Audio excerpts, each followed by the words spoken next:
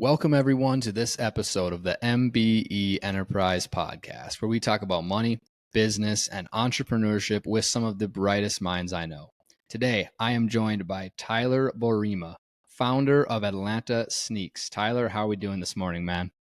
No complaints over here. Having a good day. Ready to get started. Glad to hear that, man. I'm glad to hear that. I want to start right away, Tyler, with you mentioned you started this sneaker company in middle school. Is that correct? Kind of take me back to the origins of it. I think a lot of people, when they're in middle school like that, they maybe have these business ideas that they think they want to work towards, right? They maybe start them up and then they find out kind of how much work it is and they don't really follow through, right? Take me back to kind of how it began and then how you were able to continually follow through with it, stick with it up until this point where you are a senior at the University of Georgia. Mm-hmm. Yeah, so I switched middle schools I was in public school and I switched to private school in middle school, and going into it just didn't have a whole friend base or anything, of course, and started to find my people. And the people that I started hanging out with were huge into shoes and I was not at all. So I definitely got influenced by them up on the front end, and they were all collecting these different pairs. So to keep up with them and everything, I found a way to buy my first pair, went to the mall and got them after working for a couple months for like getting allowance, things like that. Ended up buying that pair and everything was good, but like as a sixth grader, grew out of them in like 2 months, and then looked at the market, wanted to just sell them to a buddy, realized they were actually worth more pre-owned than I had bought them brand new. Ended up finding a way to sell them online for over, I think it was like, I paid 130 and sold it for like over 200 after I had beaten them to the ground. I was like, that doesn't even make sense. So I was out to go buy more shoes. And it eventually became something where all of us, me and a couple others, found ways to purchase and sell shoes very lightly to keep our collections moving and have different pairs to wear every other week, go to little trade shows and things like that. And as time continued, I saw it as more and more of an opportunity, and kind of that started the entrepreneurship thought in my head. Whereas others were kind of continuing with just collecting, I saw it as an opportunity to kind of grow it into something else. And people around me kind of did the same thing for quite some time, but I was just the one that stuck with it the longest. And now we're here and I'm still doing it almost a decade later, which is crazy to say. Tyler, can you speak to just the importance that you just brought up there of like the persistence of it, right? And staying consistent. You mentioned other people did it and you're just the only one who stuck with it to this point. Mm-hmm. Can you just speak to kind of the value that has to kind of where you're at now and how much of a role that persistency aspect played in that? Yeah, I think it's a huge piece. As I see every business opportunity that I've pursued, it's the persistence that builds the exponential results. Each and every year, you can get 2 or 3 compounded upon yourself of what you're able to get done and what you're able to outsource as well. So being able to understand that the longer you can last, not even if it's a growth mindset, but as long as you can stay in something longer than most people can, you have that much more percentage ability to win in something or become the greatest in your space. So I've gone through many cycles of people around me here in middle school, high school, and college. I've met people that do the same thing as me, but fade out and then end up going into something else. And I don't take it as a competitive thing, but I see like the more and more people that are just not able to stay within one thing and stay focused. I know I'm gaining that advantage each and every year I continue in one space. Was that competition aspect you brought up, was that something that worried you? Or I think a lot of new young entrepreneurs, speaking as a new young entrepreneur in a sense, I think a lot of them, they always want to create this elaborate new thing, kind of almost reinvent the wheel in a way, right? As opposed to jumping on top of business models that are already proven and already work. Like everyone wants to create this incredible new innovative something. And, you know, if you're an extremely brilliant engineer, right, or inventor like that, I'm not saying that can't work, But the concept of like, buying shoes and then reselling them for a profit, right? It's not like this.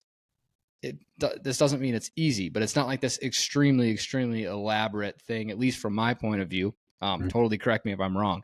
But the idea that was that competition aspect, the idea that kind of anyone or these junior high kids, they were trying to get into it, these other high schoolers, college kids trying to get into it. Was that ever something that worried you, bothered you, or did you just know that like, I'm already ahead of them and I'm just going to stay dominant and stay ahead of them? That's a good question. I was in high school. Like, obviously, I wasn't as mature as I am now, but I was always worried, like, if I'm not making this deal, somebody else is. And it was a competition which made me better, but at the same time, it was taking up too much of my headspace to a point where I was focusing on that instead of just focusing on offering my customers the best product possible. And that's something that shifted a mindset over the last couple of years. I've just realized like the mindset behind understanding that there's pretty much an infinite amount of customers out there. And instead of trying to focus on the things you don't have, build upon the things that you do. So as I've continued to do that and leaned in on the customer base that I already have, you end up gaining more of a customer base because of it. So I just know that it's infinite out there. There's so many people out there that are looking to purchase things just like this, and it shouldn't affect you if other people are doing better or worse. It should only inspire you and help you learn something of like, what are they doing right? What can I change?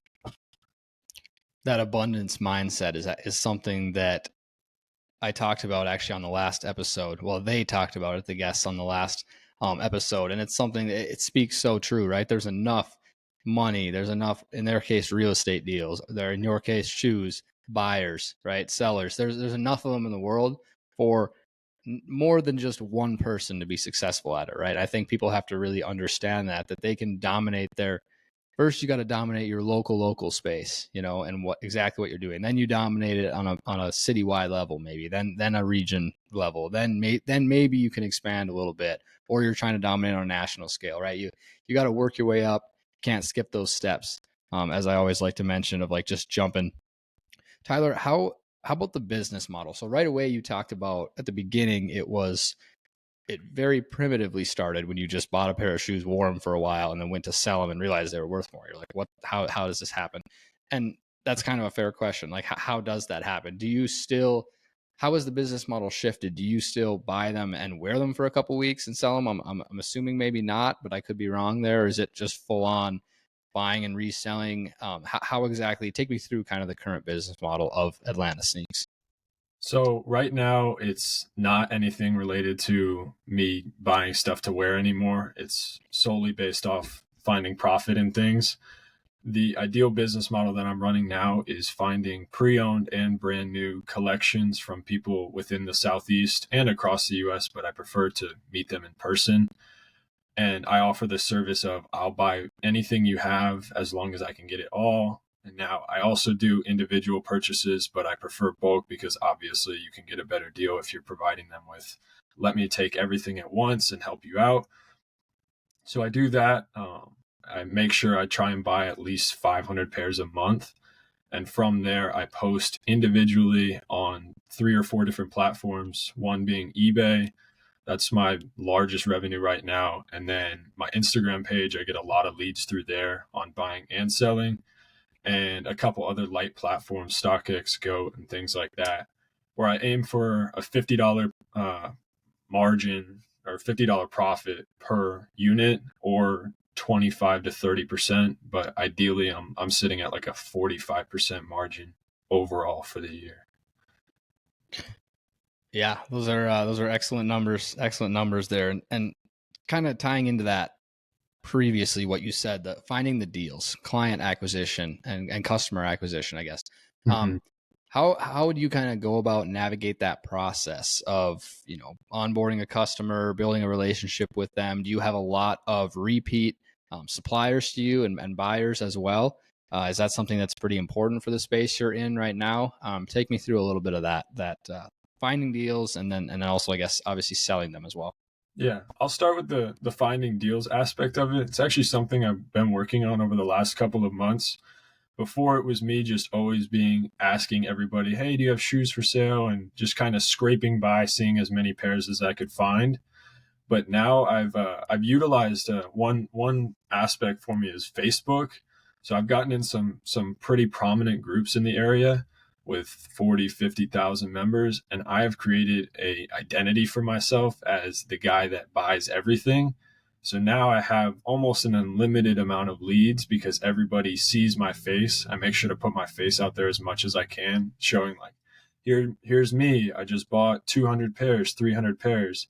And now I'm even reaping the benefits of it because I see as people post in there, when they have pairs for sale, everybody's just commenting my name like, this guy will buy it, this guy will buy it. So I'm getting leads without even having to put myself out there because I built up that reputation on the front end. So that's always something that I consider to be a big asset to the business, is being able to put yourself out there, like the personal brand of like who you are, what you're doing, just so that people know like, yeah, this is the guy that could buy my whole collection if I wanted to, because that's ideally what I'm out here to provide this service for. And then on the selling side, I realized that obviously I'm selling a product that's not my own. It's Jordans, Nikes, Yeezys, things like that. And obviously as well, I'm not the only one that's selling these. So I have to find a way to become different in a space where I'm selling the same product as a lot of different people. So what that looks like for me is just taking the extra 2 cent step of maybe adding a flyer in or doing extra fast shipping, things like that. Because in this space, the customer retention is really low, because when people are looking for a product that's out there in abundance, they're most likely just going to go for what's the cheapest and like in the right condition for them.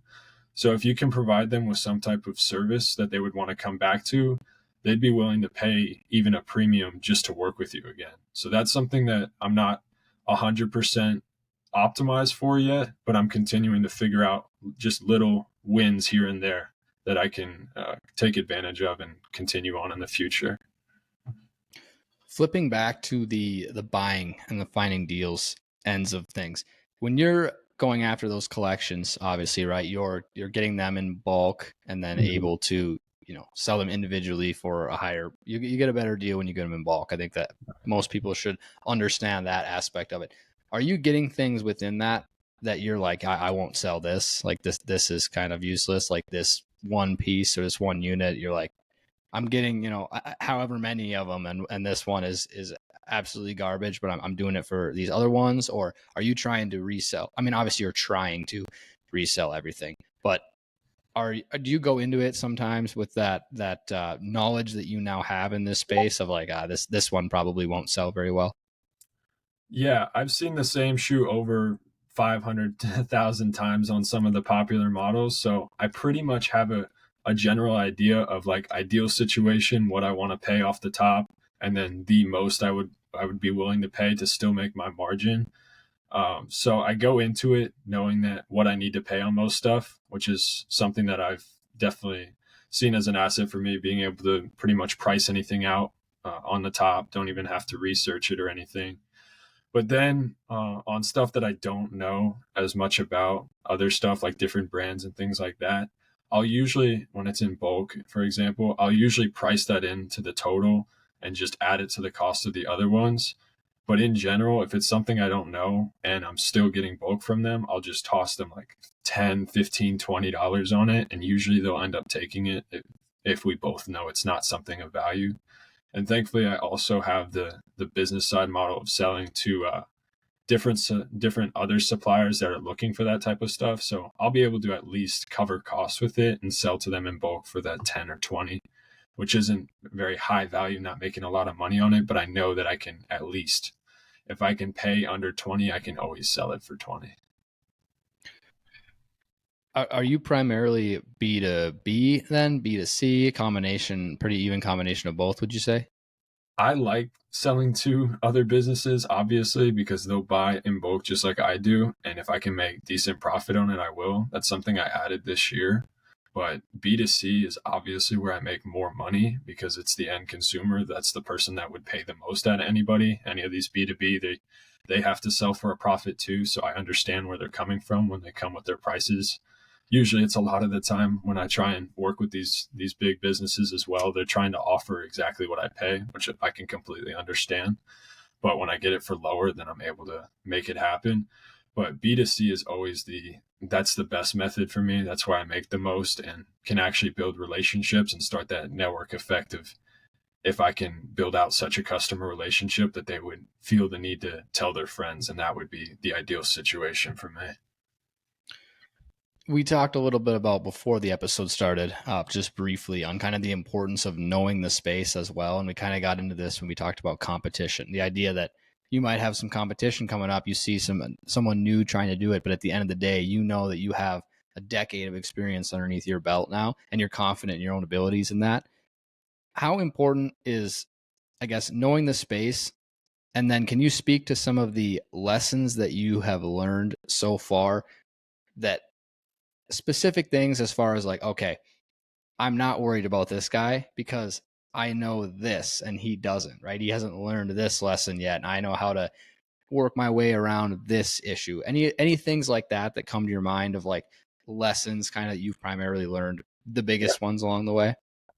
So knowing the space is huge for me. I see a lot of people, as I've mentioned before, that come in the space and think it's just going to be so simple as buying for low and selling for higher. But to understand and have sold the same shoe 100 times over now, so in certain models, I understand exactly what stuff actually goes for, exactly how long it's going to take me for the most part. Obviously, as I sell new and pre-owned, I don't know the exact timeline on everything, but I do have a good general sense now.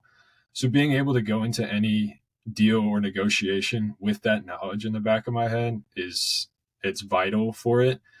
And building upon that, like a lesson that I've learned is that I used to have, as we mentioned before, like a scarcity mindset behind like, oh, I gotta be able to get these deals and I'll do anything to make it happen. And that really caved in for me and caused me to make bad deals in the past. But I've realized now that there's just so much out there. There's so many people looking for shoes. It's such a growing industry that I'm able to step away from a lot of deals that I shouldn't make and make more rational decisions. Whereas a person that's just getting into it is kind of going to fall into it and like, oh, this seems like a good deal. Let me just go ahead and do this and see if I can make it work. But as you get more into it, you realize that there's just so many people out there that want to sell and buy. So you don't have to force anything, understanding that if this doesn't work out, it's not going to really kill my business. But if I end up going through with this, it could be a big negative effect. So understanding the biggest positive gain of doing something or going through on a deal, and then realizing it's when it's time to step away and not try and force anything, because it's all out there and you can find it again. Speaking to that, the patience of the business, right? I think that's extremely important and something that's definitely hard for beginning entrepreneurs, especially, to kind of wrap their head around that. Like, I don't have to make this deal. I like the way you put it too, of if I don't make this deal, it's not going to kill me, right? But if I do make this deal and it's not good because I'm in over my head a little bit or whatever the case may be, then it could have an extremely large negative effect. So I think that's definitely wise words right there. And you touched on another thing that a quick question I'm just curious on, the shelf life kind of. How long are you on average, would you say? I know you mentioned it varies, but on average, how long are you holding on to a pair of shoes before you're able to flip them again? Is that something you track? It is. There's so much inventory now that it's tough to kind of keep up with that. But I do know that there's stuff that has been sitting for me for like over 12 months. And that's something I work on, just finding a way to liquidate at that point. I've always had the mindset before of like, oh, I'll just hold on to it and wait till it goes up. But now I've realized this year, as I continue to up the volume scale, that it's just really not smart to have just that much capital sitting when I can keep it moving. So I've adopted a slower, or excuse me, a smaller margin, higher volume model this year, which has helped me in the space because people aren't as willing to spend as they were in the 2020 pandemic days when everyone had their stimulus checks and things like that. It's a whole different market than it was just a couple years ago. So as I've been able to do that, on average, I'm holding on to stuff like ideally under 2 weeks, but I'd say on average it's about a month, just because some stuff sits for a little while, especially the brand new, because it's such a market set in place. Whereas pre-owned, I could say it's worth 250.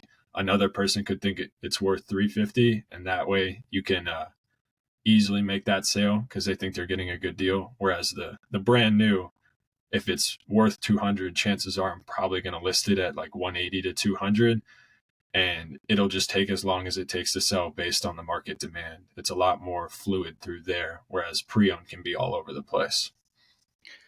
Yeah, gotcha. That's interesting. You brought up the concept that you've shifted to kind of a lower margin, higher volume approach this year, and you adapted, rightfully so, due to the market shifts, demand shifts that you were seeing. Mm-hmm. Can you kind of speak to the importance of the adaptability of a business owner and especially a founder in any space they're in, and kind of just how important that's been for you over the past few years with the massively changing landscape as well, Tyler? Yeah, that's one of the biggest aspects of the business that I think I excel in. I think every year I've not changed the business model, but at least adapted it to what needs to happen. As I mentioned before, like this year I added on bulk sellers and bulk buyers, and now I buy a lot heavier. I've bought different sizes, things I wouldn't buy before. And also I've lowered the prices. I started looking back in my memories just last year, because I have like the memories like this day of last year on your insights and things like that on Instagram. And some of the prices I was putting up, now they were selling, but this year if I were to put those prices up, it would take a long time for these things to sell.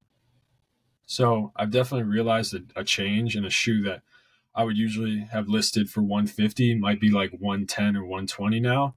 But that also comes with the increased confidence and ability in myself, knowing that I can go out and find more pairs. Whereas before I thought, oh, I'll hold on to it to get the most amount and like go with a slow dime over a fast nickel, and like less work and more money, right? But as I've realized is that as that shoe continues to sit, even though I might make that extra or 20 or $30, I could have flipped the same shoe over 3 or 4 more times and made that extra 20, 20, and 20. Whereas I'm able to source these things so consistently now that it just makes more sense to give people better prices, better deals. And that way I can also increase my customer base while making more money. Yeah, definitely. Definitely. That makes sense. Is this something that, did you have a mentor for this starting out at all? Anyone who's kind of been pivotal in helping you navigate this space to start out? Or has it just totally been kind of learning from experience and just grinding and getting better and better at it each year? For me, there wasn't really anybody I had a direct mentorship to. Now, I always saw people that had their own sneaker shops and things like that. And when I used to go to these trade shows pretty much every month, I would see all these people with thousands and thousands of pairs. And I'm like, wow, this is crazy. Like I can do that one day. Outside of just the acceptance and belief that my parents were definitely huge in like telling me to go all in on it. So I definitely appreciate them for that. But I never really had anybody that was like telling me what to do or how to figure it out. And I kind of am grateful for that, because it was able to teach me more lessons and have more losses that actually hurt. Whereas if I would have avoided them, it might have been better for me in the business. But now having to go through them, and like, I feel like I'm ahead now, having to gone through so many different pitfalls and issues all the way on the upfront. Now I'm able to handle so much more at the age I'm at now. So I wouldn't say I had anybody that was really influential for me, but rather just seeing inspirations around and then just figuring out as myself.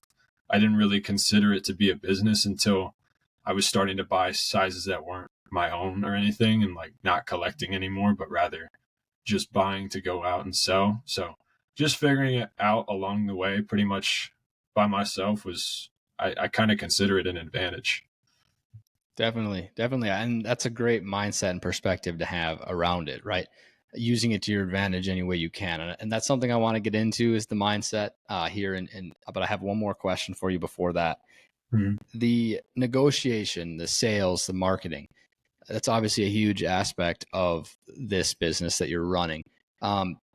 Beyond just the, establishing strong relationships with customers and trying to increase that retention rate that you obviously said was low to begin with, and maybe still is because it's difficult to retain them. They look for the best deals.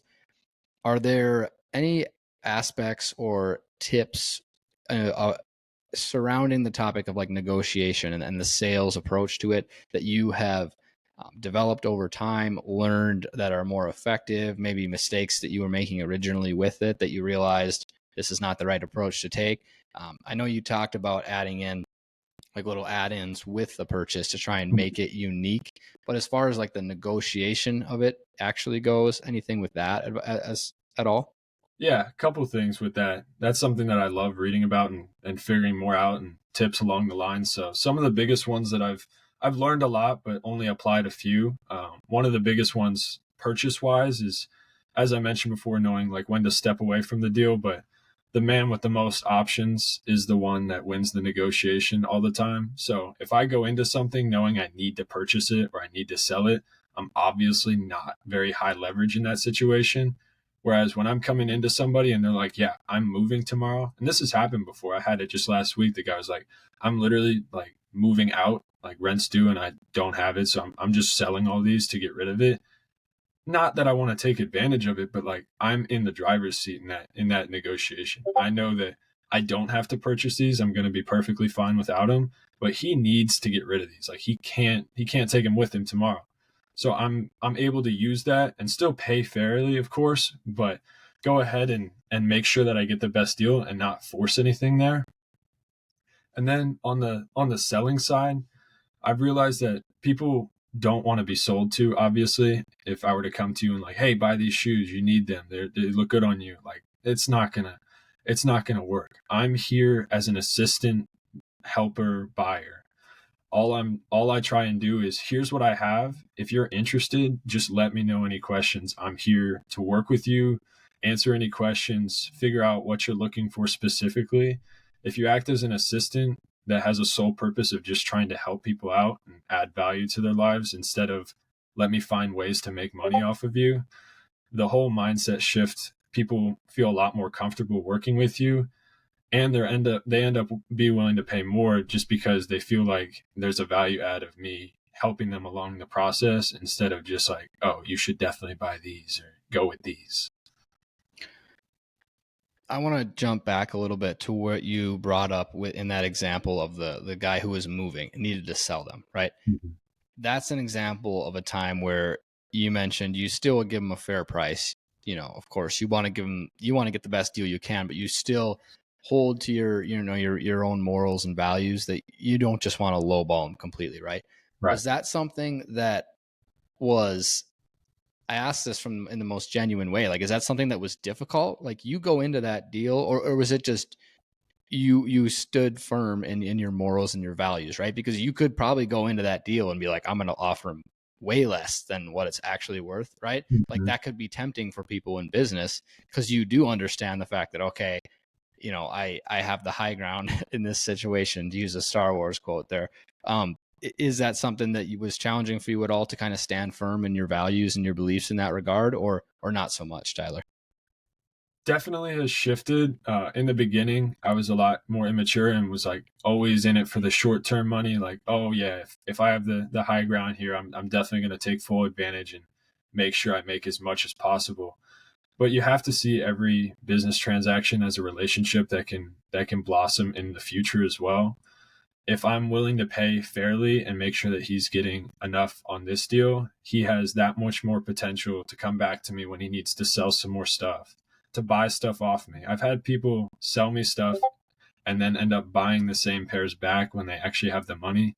Because a lot of the times when people are getting rid of stuff that they like their shoes, it's probably to pay something off or because they're in a crunch or something along the lines of that.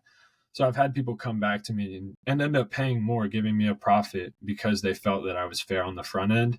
And also, if I'm paying well enough, if let's say you had a couple of shoes that you were looking to sell, maybe you wanted $200 or $300 and I go through it and offer you $400. How much more inclined would you be to tell your other buddies, like, hey, this guy, he just bought all my shoes and he paid me more than I thought he would? Like, that one deal, maybe I pay an extra $50 or $100 or whatever it might be, and I know I'm still making my genuine profit. Now I've just gained 5 or 10 extra customers that you've told your friends about, and that's just extra money on top that I can reap the benefits for. So it's really all about like seeing the long term behind it, and not just going all short term. How much can I make today? I think that's a brilliant approach. People always think of business kind of in this greedy short term lens. People who aren't necessarily in business, I mean, might see it as this greedy kind of short term lens, like, oh, you're gonna lowball this guy, or like, why wouldn't you in that case? Of course you're gonna do that, you know. But seeing it through that long term lens that you have of like, you know, A, it's not the morally right thing to do, but then B, if I don't do that, like, he's more likely to recommend, he's more likely to come back himself. Like, all those things you touched on are just extremely important as far as potentially increasing that customer retention rate, that lifetime value of a customer, right? Because that's kind of a, I don't know if it is newer. I don't know the history well enough to say it's a newer concept, but I feel like that was something that back in the day, maybe it was more focused on the short-term lens because they maybe had to be. Whereas now the research is digging in more and more to like the actual lifetime value of customers. How can we increase that over a long-term perspective as opposed to like just this quarter's results or just this month's results? So I think that's an extremely smart way to look at it. Another thing we were going to talk about was kind of just the psychology of people. We talked about it a little bit on as through the sales lens of it, right? They don't want to be sold to. You want to kind of help guide them along, assist them with the process, show them that value proposition there, even right up front, just the way the relationship is to begin with, and then also potentially do business with them. Are there any other aspects around psychology before we kind of move on here that you have found to be important within the business space that you're in? Yeah, any deal that you make with people, they always want to feel like they're better off after they've made the deal than before. So to understand that you have to make sure that they're in the right headspace and that they're not leaving a negotiation or a deal feeling like they just got played or something like that is huge. And that may not even necessarily come down to price, but more to figuring out what their incentives are. And with that, just overall, I would say one of my best abilities that I've built up over these last couple of years is like that active listening, making sure to talk less and hear them out more and build that empathy with them to understand, like, all right, what's going on? What's the situation? Because like I mentioned before, usually when you're selling your favorite shoes, you're not in the best headspace. Like, oh man, I got to get rid of these, but I really like them. Like, I understand it's an emotional thing for a lot of people, as well as purchasing things. They're like, wow, this is $400 or $500. Like, that's a big purchase for just some sneakers. So I like to make sure, and it's tough to do over the phone or on Instagram, direct messages, things like that. But to really get behind the motives, not to take advantage of them, but just to understand where their head's at and see what their motives are, what's going on with them, why they're selling, why they're buying, and then figure out what I can do to best help them in this situation, and then move from there and continue to listen to their issues and how they want to solve them.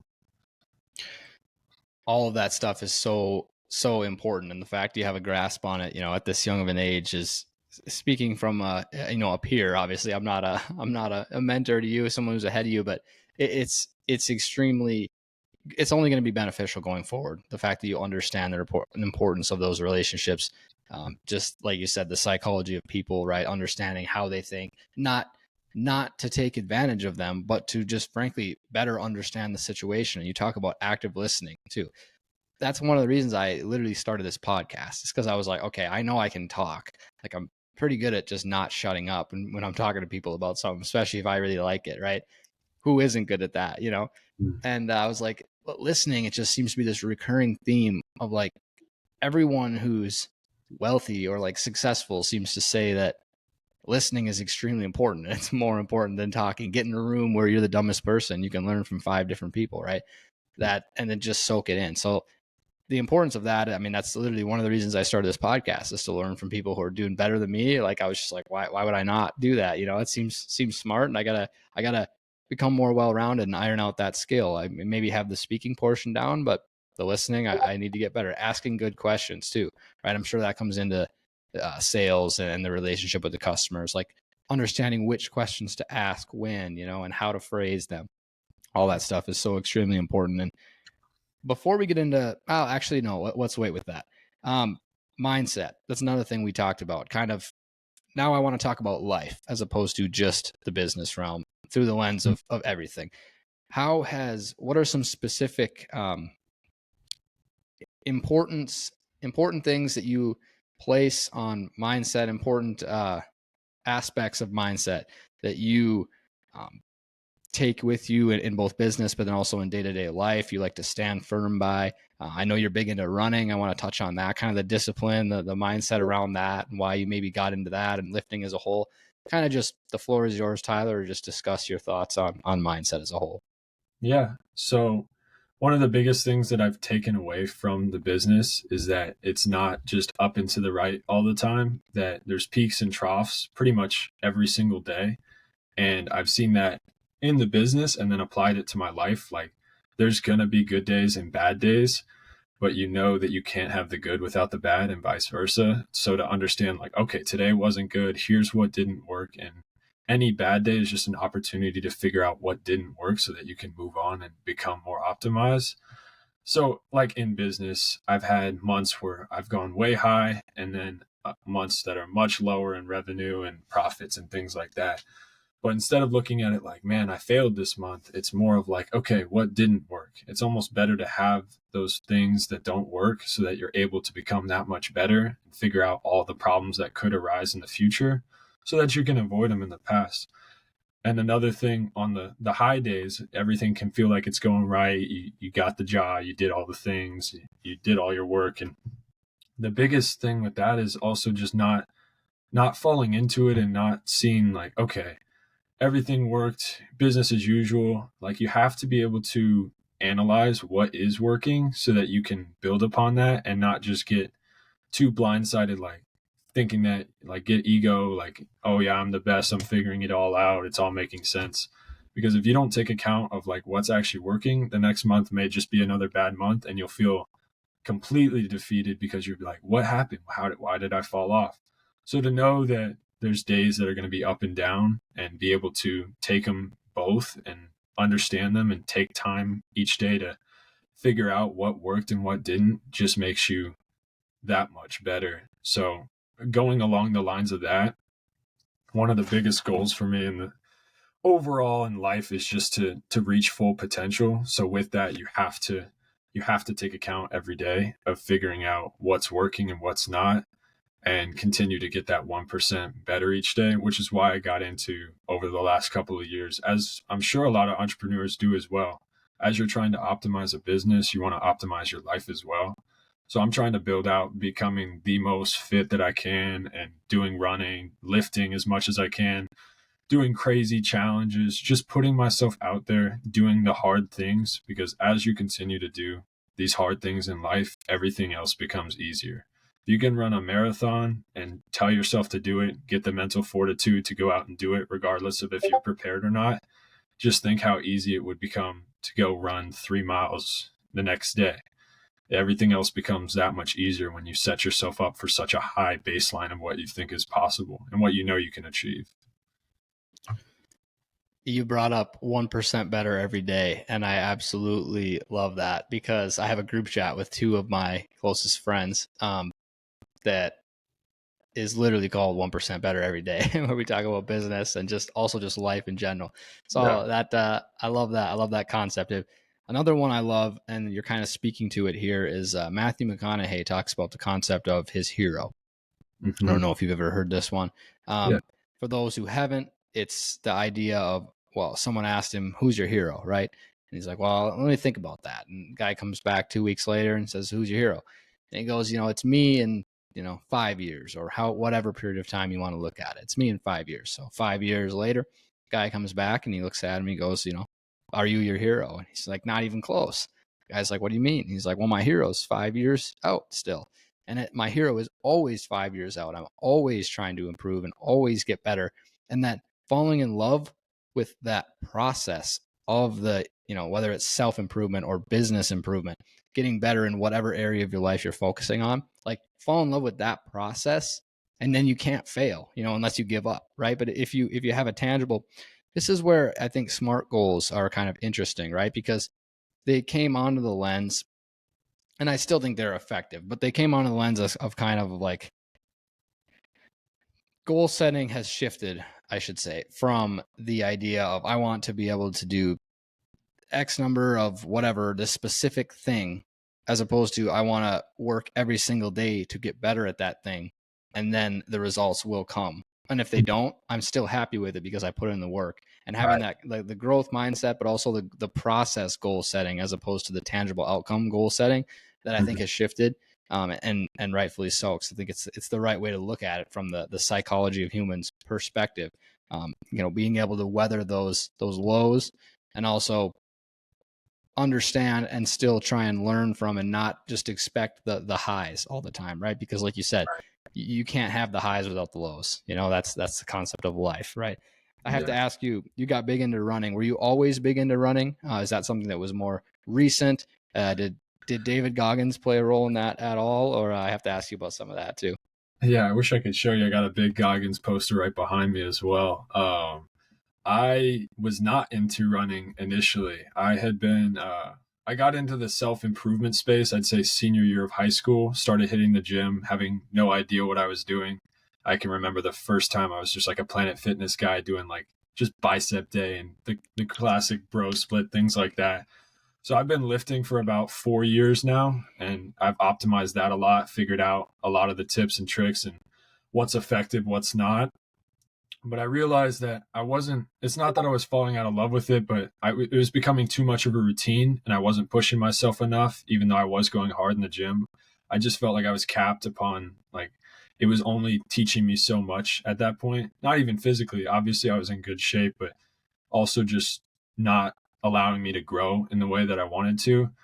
So I have a high school friend. His name's Wyatt. We are two of the only ones that are like kind of into the crazy stuff, pushing ourselves to the limit. So I'm very thankful for him. And all of a sudden in January of this year, he's like, all right, let's go run a half marathon. And I had probably run 7 miles at the most. And we went out there and did it. And we didn't do it that fast, but we did it. And it kind of just opened up. It broke that limiting belief. Like, wow, I can go out and do things that I didn't think were possible. And obviously that can relate to business and things like that as well. The next month we did a full marathon without any training, which people were like, how'd you do that? It's like, it all comes down to the mindset of like making it an opportunity, something to see how far you can push yourself. And then from there, I did another Ironman the next month. And then moving on from that, I took a break and went back into the gym over the summer. And now for the past 6 weeks, I've just created a challenge for myself to run every day for a year. So just finding ways to push yourself out there. And as I've continued to start running, I've just realized like, wow, this is something I really enjoy, and it's really hard. And I think that's why I enjoy it, because in all honesty, it still sucks. It's hard. So going out there and doing the hard things and then finishing it, like whether that's working on something with focused work for a couple hours or going out there and doing something you don't want to do, the feeling you get afterwards is better than the feeling of achievement, because you're knowing that you're doing something that's bettering you, and whether like getting detached from the outcome, whether you're doing well in it or not, you know that you're putting yourself out there and putting yourself in uncomfortable situations, because feeling comfortable is actually pretty uncomfortable to me. I'm like, I can't be stuck in the same spot. I got to be improving.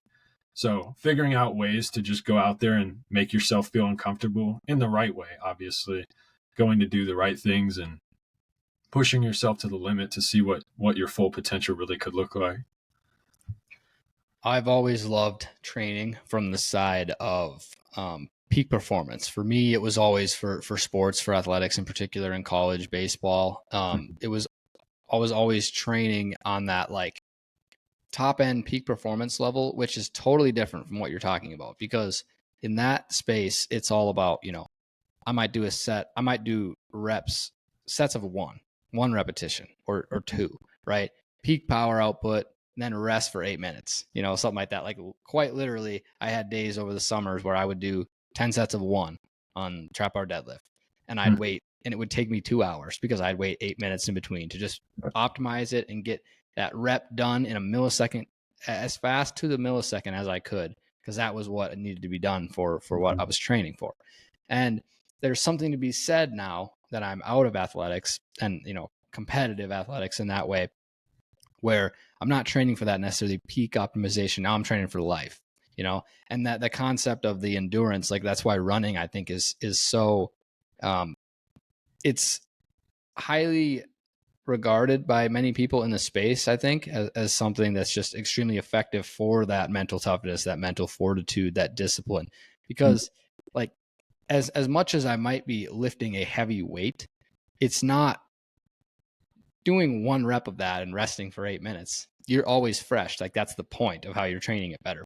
You're not gassed and training while you're tired, right? You're not exhausted. So mentally, it's not nearly so. Physically, it's a lot of weight, but mentally, it's not nearly as difficult to do that. So I think it's so important you bring that up, because it's such the idea of endurance training. It's something I need to get into more, and I've been thinking about more and more recently, just purely from not even physical, but from the mental fortitude side of things that you're talking about. It's so important. And Goggins is one of those people that I think has kind of really emulated that. Some people probably think he's crazy, right? But guess what? He doesn't care what they think at all, or probably honestly what you or I care at this point either. And one thing I have to ask you, Tyler, how have you seen that play an extremely beneficial role? The idea of being physically fit, physically, not more than just able, right? But like strong, able-bodied, fast, like in having good endurance. How important of a role do you think that personally has played for you in business? And do you think that's important for kind of everyone to have that certain kind of baseline foundation? I don't even think of it as an advantage anymore. I see it really as a necessity for me. I figured out that any day I'm not in movement is a day not wasted, but a day that I'm such low energy. Being able to go out and do these things every day and not miss any days puts me at such a higher level of consciousness and energy throughout the day. Even though it is taxing on your body, it's like I feel so much better and so much more able to get stuff done overall, knowing that I can complete it. And then another big aspect of it for me is I used to struggle with the imposter syndrome. I'm not good enough, like lower self-confidence, even though I'm doing things like I wasn't really extroverted. But being able to put yourself out there in those uncomfortable situations has extremely affected my self-confidence within myself. And because I know that like I can go out there and do all these hard things, so I'm able to go out and pretty much put myself to the test in any regard and hold myself to such a high standard and have that high self-confidence in myself, not because I'm cocky or arrogant, but more because I know what I'm capable of, and I'm proud of the work that I've put in, and I know that work will affect me in the future and be able to keep me in line as long as I stay consistent with it. Bridging the gap back here between the personal development and mindset side of things and then also business. They intertwine a lot, of course, but books wise, I know you mentioned that's something that you used to never be into, is reading. And I think the schools honestly beat the love for reading out of a lot of people, because when you're required to read something like that's, talk about basic human psychology. I talk about this a lot on multiple episodes, right? But the concept of, if you want to do something good for a family member, right? You want to surprise them, do something that will make them happy. And then I always use the example of shoveling snow for your dad, right? If you want to do that before he gets home, you want to surprise him. And then right when you're about to do it and surprise him, he gets home and the first thing he asks you is, hey, can you shovel the sidewalk? Now you immediately don't want to do it, because now you're fulfilling an order as opposed to surprising someone and reaping the benefits personally of seeing them feel happier and proud of what you did. So relating that back to what I was saying here with reading, when they make you read things that you're maybe not interested in, but even if you were interested in most cases, if they assigned it to you and gave you a deadline, then you wouldn't want to do it as much as you would otherwise. So the fact that you're getting back into reading now, I think is common for people, I guess, in a way that it gets beat out of them, but then also it's important that you get back into it, because there's so many lessons to be learned from, the brightest minds that are writing about depending on what you're reading, obviously, but some people read for enjoyment, and that's fine too. I'm guessing yours is, well, I don't know exactly. Are you reading more business related books, personal development related books? What are kind of some of the most influential ones that you've read so far, Tyler? I'm half and half in business and self-development, and I like to find the ones that have both. Some of the ones I'm reading currently, I'm reading Donald Trump's Art of the Deal for like aspects of negotiation and mindset. It's cool to see whether you like him or not. He did his thing. So I've been reading that one. And then Your Next Five Moves with Patrick Bet-David has been a really good one to figure out how to play game or how to play life as a game like it is in chess. Think 5 moves forward instead of being so short-minded. So things along the lines of business really get me excited. I find pleasure in that, and I almost consider it like a recreation for me just to read, just to learn about these things through other people. Outside of that, some other recommendations I have. I'm a big Ryan Holiday fan. He does The Obstacle is the Way and Ego is the Enemy. I've read both of those. Very solid. And then, I mean, overall, there's so many good ones out there. Obviously, I've read Goggins' books and things along the line of that, but finding the books that have the ability to change your mindset, like something like The Power of the Subconscious Mind, is huge for me. Having those shifts and then also being able to take active notes on it, because I feel like if you're not taking notes and actually understanding the concepts and looking back on it, it pretty much is just recreation because you're most likely going to forget everything, maybe apply a couple, but trying to really focus in and make sure I'm taking notes and actually utilizing the information instead of just thinking I know everything now because I'm reading all these books is that's a huge shift for me that I've focused on this year. But it's regardless of if I'm learning a lot or not, I've pretty much fallen in love with the reading aspect of it. I just love being like a lifelong learner and understanding through other people their problems, their issues that they've solved, and it helps streamline the process for you, even though you might be in a different industry. I like that you brought up Ryan Holiday. I just listened to his podcast. He was on Jocko's podcast, I should say. Couple might have been right around a month ago. That was a good episode. I'd recommend it. But John Costello was a guest on episode 17, and he brought up something I really liked too. And I'm curious your perspective on this. And for you, it kind of worked naturally. I think you'll get what I mean. He brought up the concept of not reading so much right away that you're thinking that you're doing something by reading, right? He's like, you have to read while you're growing your business or while you're working on whatever it is you're working toward, so that then you can apply those lessons, right? Because they're like, these people, it'll be a brilliant book and it'll talk about these lessons, right? But if you're only seeing them through the lens of like what that person's saying, and you're not able to, like you talked about, taking notes, you're not able to actually relate it back to your situation and figure out how exactly it applies to you personally. He's like, then you're not taking full advantage of it either. And like you said, it's kind of just for recreation. Or maybe a lot of people maybe read thinking they're accomplishing something as opposed to actually going out and doing it and then reading and then applying what they just learned to what it is they're doing. Would you agree with that anyway, Tyler? Yeah, one of my favorite books. I can't even remember which one it was, but I think it was one of the earlier ones that I read, but I've applied it to other books I remember now. It was Profit First. I don't know the author, but it's in my room now. He had a rule for every chapter. He's like, all right, stop reading here and actually go apply what you just learned exactly, because it was very specific on the aspect of making sure to pay yourself and pay your people correctly in running a business. So it was like, stop just recreationally reading here every time on the chapter at the end. He's like, stop here, go apply it, and come back once you're done. So I really focused on that because I realized in podcasts as well, when I'm listening to those, I really enjoy a lot of different types of podcasts. If I'm 30, 45 minutes in and I'm just like listening to it, like I'm not moving the needle. I'm not getting things done. So I like to take little aspects of time, like maybe just read a half a chapter or a chapter, and then just be thinking about that all day, focused in on one thing I can change. Like we mentioned before, the 1% better. Because if you get into a book, whereas a lot of people like reading, like, oh yeah, I'll just sit down and read a whole book. Like there could be 30, 50, 100 like super specific tips that are going to go right over your head.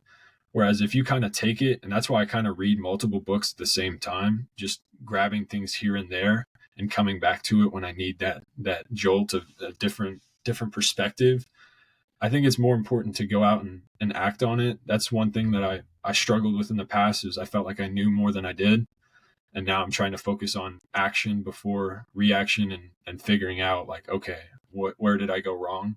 You'll learn more in one sales call than you will with 1,000 sales books. So figuring out ways that I can continue to learn, but not get so into it that I'm not even applying anything, just taking information and knowing all of it, but not having anything to show for it. Because without that, there's no point outside of just like saying you know it, which is nothing.